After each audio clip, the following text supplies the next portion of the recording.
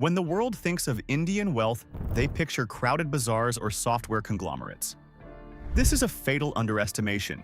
India's apex predators do not just live in houses. They operate from heavily fortified, multi-billion-dollar sovereign compounds. From vertical palaces with built-in snow rooms to historic estates wrestled from bankruptcy courts, these dynasties transform concrete and marble into generational armor. We are tracking the ruthless tycoons who command the most astronomically expensive real estate on the subcontinent. These are the 10 most extreme billionaire mansions in India. Number 10. The Mallya Empty Monument. The cantilevered cautionary tale. We start our investigation not with a triumph, but with a spectacular multi-million-dollar ghost town. Vijay Mallya, once heralded as the undisputed king of good times, synthesized his immense fortune by dominating the Indian alcoholic beverage sector and eventually launching the high-profile Kingfisher Airlines. He utilized aggressive debt financing to fund a lifestyle of unparalleled extravagance. However, to safeguard his ultimate personal asset, Mallya did not purchase land. He constructed his fortress in the sky. This matters because in heavily congested megacities like Bengaluru, vertical detachment is the ultimate flex of spatial sovereignty. Sitting atop the ultra-luxury Kingfisher Towers in Bengaluru's UB City District is the infamous White House in the Sky. This is not a standard penthouse apartment. It is a 40,000 square foot fully detached mansion completely suspended over 400 feet in the air. The structure was engineered using massive cantilever slabs, making the two-story private sky villa appear to float autonomously above the 34-floor skyscraper below it. Modeled heavily on neoclassical Washington, D.C. architecture, the estate features a private helipad, an infinity pool, and a 360-degree viewing deck. His absolute power move was the geographical irony of the location itself. The skyscraper was built precisely on the exact plot of his former ancestral family home. By placing his floating mansion directly over the same coordinates, he attempted to reassert his dynastic dominance over the city's modern skyline. However, what the general public completely misinterprets about this architectural marvel is its current, highly controversial status. It is a monument to absolute isolation. Following catastrophic financial collapses and intense legal pursuits regarding billions in unpaid corporate loans, Mallya fled the subcontinent. Today, the White House in the Sky remains entirely unoccupied and internally unfinished. With a valuation estimated at $20 million, it stands as a gleaming white marble cautionary tale. It is a permanent visual reminder that constructing a billionaire fortress is entirely useless if the government refuses to let you live inside it. Number 9. The Tata Minimalist Citadel. The Corporate Bunker. As we ascend the hierarchy, we transition from abandoned extravagance to the ultimate expression of disciplined, heavily fortified minimalism. The late Ratan Tata, the legendary patriarch of the Tata Group, governed a $165 billion global conglomerate encompassing everything from Jaguar Land Rover to massive steel foundries. Yet, his approach to residential architecture was entirely contrary to typical oligarchic behavior. The wealth was accumulated not through aggressive personal extraction, but through decades of steering India's most trusted corporate behemoth. Upon his retirement from executive duties in December 2012, he required a sanctuary. Instead of constructing a towering glass-clad megalith, his estate, known as Bakhtawar, or the Cabins, was built in the ultra-exclusive Colaba district of Mumbai. Valued at an estimated 150 crore rupees upon completion, the three-story, 13,350 square foot white mansion perfectly encapsulates his ethos. The estate is protected through rigorous, state-of-the-art security protocols and highly complex corporate leasing structures. This matters because it shields the property from direct personal liability while guaranteeing permanent, frictionless access for the dynasty's inner circle. Recently, Tata Sons renewed the lease on this exact property, paying an estimated 17.6 lakh rupees monthly to the subsidiary holding company Ewart Investments, complete with a massive 10 crore rupee security deposit. This internal corporate structuring ensures the property remains permanently insulated within the conglomerate's control. The power move of this residence lies in its spatial efficiency and understated luxury. Divided into 7 distinct interior levels, the sea-facing property features a technologically advanced media room, a private gymnasium, and an infinity pool. The crowning feature is a massive sun deck capable of hosting 50 elite guests, completely shielded from the public eye. What contemporary entrepreneurs profoundly misunderstand about Ratan Tata's real estate is the deployment of aesthetics as a defensive mechanism. Modern tycoons construct loud, easily identifiable landmarks that attract relentless media scrutiny. Tata engineered a pristine, white, colonial-style bunker that deflects attention while quietly housing an underground garage capable of concealing a dozen luxury vehicles, including his signature red Ferrari California. He proved that absolute power prefers to whisper. Number 8. The Ambani-Piramal Diamond Dowry, the Architectural Embassy.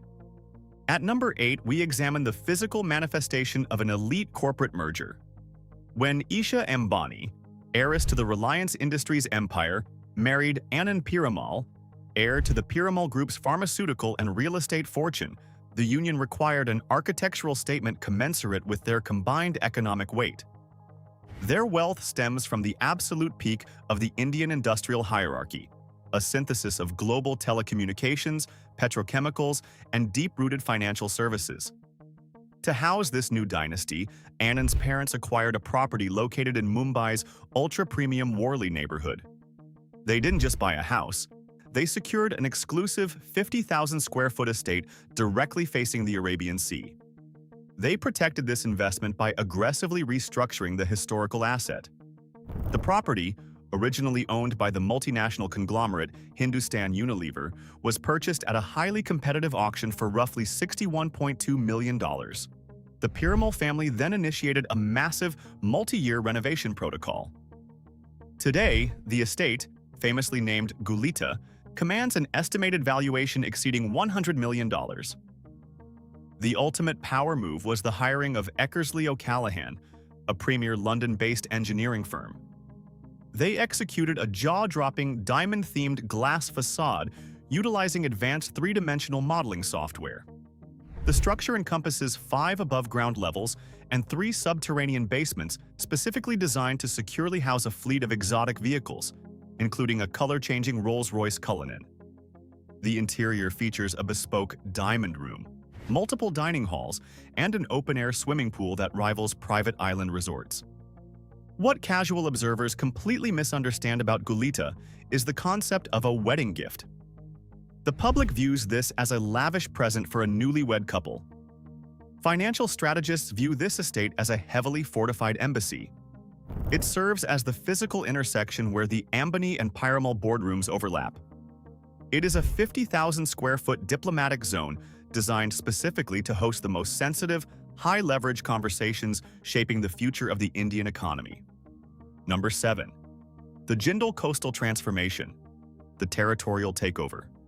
Moving deeper into the coastal enclaves of Mumbai, we encounter a transaction that completely redefined the valuation of residential dirt. Sajan Jindal, the chairman and managing director of the JSW Group, forged his colossal net worth by dominating heavy industries, specifically steel manufacturing and energy infrastructure. He operates in a sector where scale and mass are the ultimate metrics of success. To anchor his fortune within the city, Jindal executed a breathtaking acquisition that sent shockwaves through the Asian real estate market. He targeted Maheshwari House, an aging, historic bungalow situated on Nepean Sea Road. This specific stretch of coastline is legendary, housing international diplomats and legacy billionaires. Jindal protected his capital by initiating a highly complex, multi-tiered buyout. He reportedly distributed approximately 400 to 500 crore rupees across multiple members of the Maheshwari family, including an initial 200 crore rupees to one family member and another 300 crore distributed to others, to fully consolidate ownership of the deed. This massive liquidity deployment secured him nearly a full acre of unobstructed sea-facing land. In Mumbai, where geography is severely constrained and property is priced vertically, acquiring an entire acre of horizontal beachfront is a display of almost incomprehensible financial brute force. The power move here is the total architectural erasure and rebirth. Jindal did not purchase the property to preserve its history. He purchased it to overwrite it. He immediately commissioned the complete redevelopment of the site, transforming the legacy plot into a 7-story, ultra-modern coastal monolith featuring sprawling terraces, specialized basement living spaces, and a rooftop pool directly confronting the Arabian Sea. What amateur property speculators completely misinterpret about this specific acquisition is the underlying motivation. They assume Jindal wanted a larger house. In reality, he was purchasing undeniable prestige. By orchestrating a 500 crore rupee residential transaction, he forced the entire South Mumbai elite to acknowledge that industrial steel money had completely eclipsed traditional, old-world capital. Number 6. The Mittal Heritage Vault, the political foothold. To comprehend the nature of our next billionaire, we must leave the coastal humidity of Mumbai and enter the heavily militarized, hyper-exclusive political epicenter of the nation, the Lutyens' bungalow zone in New Delhi. Lakshmi Mittal, the executive chairman of Arcelor Mittal, built his astronomical wealth by orchestrating ruthless, cross-border acquisitions to forge the largest steel manufacturing conglomerate on the planet. While Mittal primarily operates from his infamous Taj Mittal mansion in London, his requirement for a sovereign foothold in his home country demanded an unparalleled address. He did not seek a glass penthouse. He required proximity to the absolute center of Indian governmental authority. This matters because in highly regulated industries like steel and mining, immediate physical proximity to lawmakers is an invaluable corporate asset. He protected this domestic expansion by utilizing layers of corporate obfuscation. Rather than executing the purchase under his personal name, a linked entity known as Gentex Merchants Private Limited was deployed. In June 2025, this corporate vehicle finalized the acquisition of a massive 3,540 square yard heritage bungalow located on the heavily guarded APJ Abdul Kalam Road. The transaction mandated an astonishing payment of 310 crore rupees, instantly shattering records as the most expensive residential deal in Delhi for that fiscal year. Furthermore, he casually absorbed a 21.7 crore rupee stamp duty tax just to register the deed. The ultimate power move was the target's pedigree. The estate was originally constructed in 1930 and previously belonged to the royal family of Alwar. By transferring the deed from historic royalty to a modern steel magnate, Mittal cemented his status as the new aristocracy. What the general public completely fails to grasp about Lutyens' Delhi is the supply dynamic. There are fewer than 1,000 privately owned bungalows in this strictly zoned, tree-lined fortress. You cannot build a new one. Prices are entirely decoupled from traditional housing metrics. Mittal did not buy a residence. He purchased a 310 crore rupee museum artifact that guarantees him immediate, frictionless access to the prime ministers and policymakers who govern the world's largest democracy. Number 5. The Adani legal hijack, the discounted mega compound. In the ruthless theater of high finance, the most lethal operators do not pay retail prices. Gautam Adani, the founder of the Adani Group, amassed his staggering, multi-billion-dollar fortune by monopolizing the foundational pillars of the Indian economy: deep-water ports, green energy grids, and massive logistical infrastructure. When a man controls the physical trade routes of a nation, his residential acquisitions follow a similarly aggressive, strategic logic. Adani required an elite base of operations in the capital to facilitate his sprawling corporate negotiations. Like Mittal, he targeted the Lutyens' bungalow zone. However, instead of engaging in a bidding war with rival billionaires, Adani weaponized the legal system to secure an unparalleled discount. He targeted the legendary Aditya estate, a sprawling 3.4-acre property that had been trapped in catastrophic financial ruin. The holding company had collapsed into severe bankruptcy, triggering aggressive liquidation protocols through the National Company Law Tribunal. Original estimates placed the true market value of the estate at a jaw-dropping 1,000 crore rupees. Adani's legal team descended upon the bankruptcy proceedings and executed a flawless corporate hijack, winning the auction with a deeply discounted bid of just 400 crore rupees. His absolute power move was navigating the bureaucratic friction required to cleanse the asset. He immediately allocated an additional 135 crore rupees specifically to convert the massive property from a restrictive government leasehold into a permanent privately owned freehold estate. What ordinary investors fundamentally misunderstand about Gautam Adani's residential strategy is the concept of distressed leverage. The media views luxury mansions as emotional purchases. Adani views them as mispriced assets. By deploying his immense liquid capital during a complex insolvency crisis, he essentially acquired a multi-million-dollar political compound at a 60% discount. He proved that true wealth is not about how much you can afford to spend, but how ruthlessly you can exploit the financial failures of your neighbors. Number 4. The Birla horizontal sweep, the ground-level monopoly. While tech founders brag about square footage in the sky, old-world industrial titans engage in a completely different architectural arms race. Kumar Mangalam Birla, the chairman of the Aditya Birla Group, generated his $22 billion net worth by operating massive, highly physical industries, cement production, aluminum smelting, and telecommunications. He understands that true, unshakable value always stems from the earth itself. To anchor his dynasty, Birla executed a devastating financial strike on the Malabar Hill neighborhood, arguably the most coveted and impossibly dense residential cliffside in Mumbai.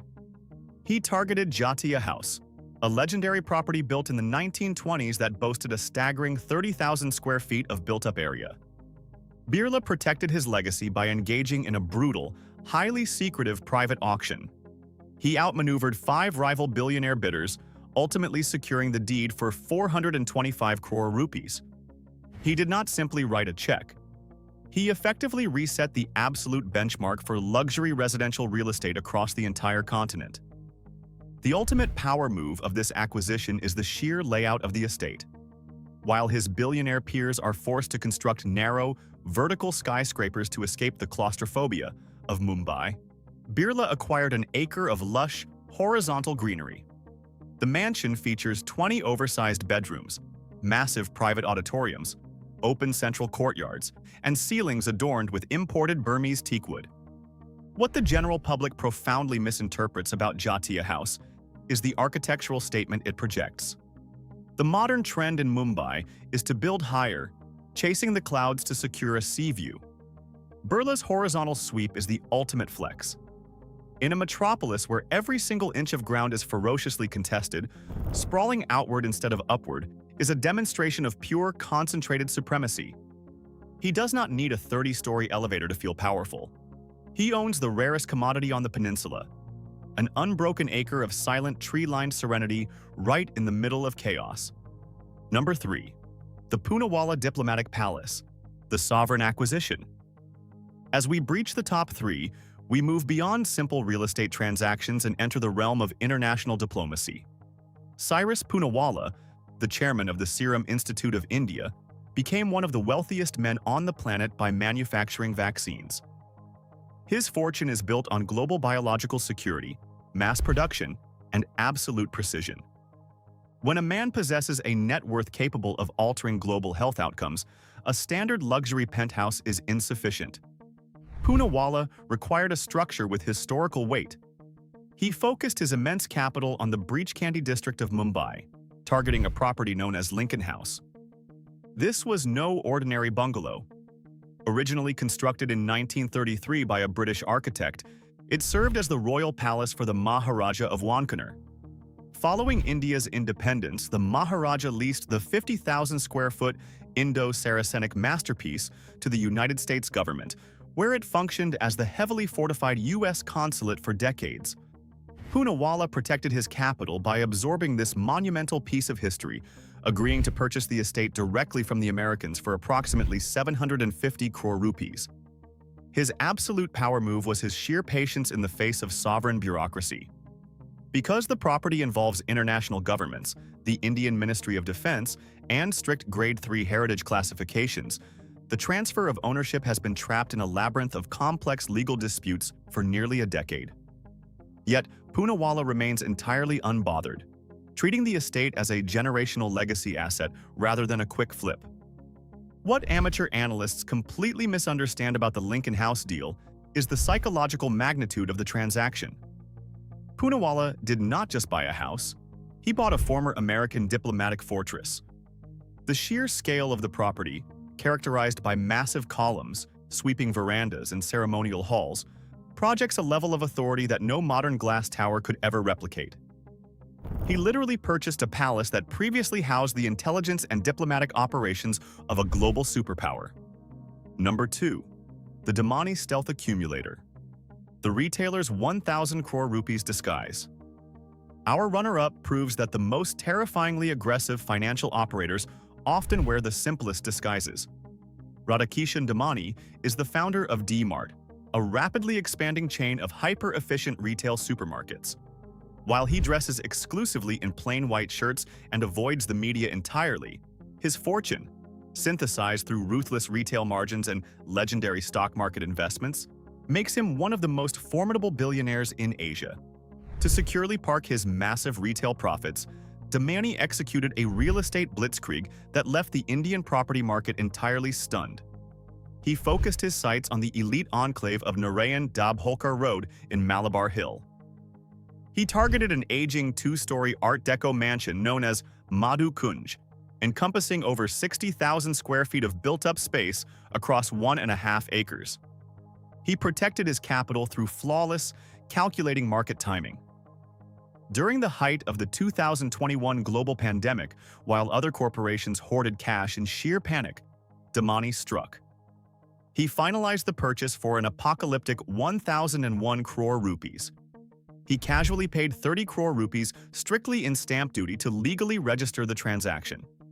His absolute power move was the velocity of his secondary acquisitions. Damani did not stop with a single 1,000 crore mansion.